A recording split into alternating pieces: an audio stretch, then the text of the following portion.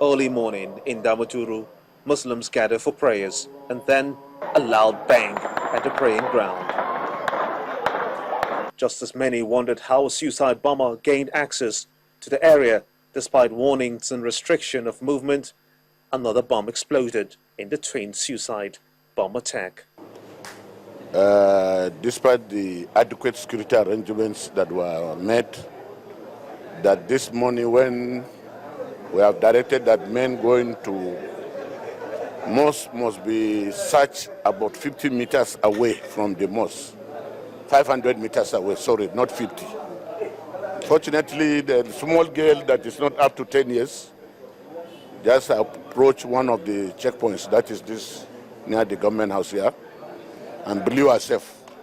That is the first incident where she killed 6 people, including herself. They wounded about maybe 7 or 8 others.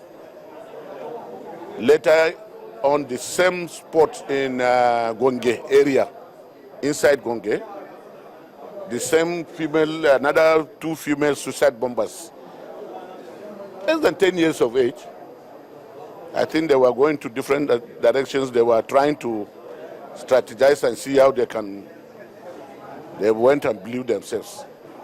At that spot, they killed 3 people and wounded a number of people.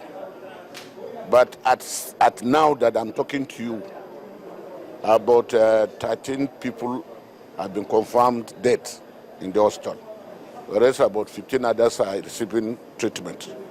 That is exactly what happened. This is happening even with the presence of the Chief of Army Staff in Yobe State. He says he's spending Salah with the troops. But today's attack, bad as it is, will not stop the war against terror. As we are aware, we have some bomb blast in, I think, 2 or 3 places.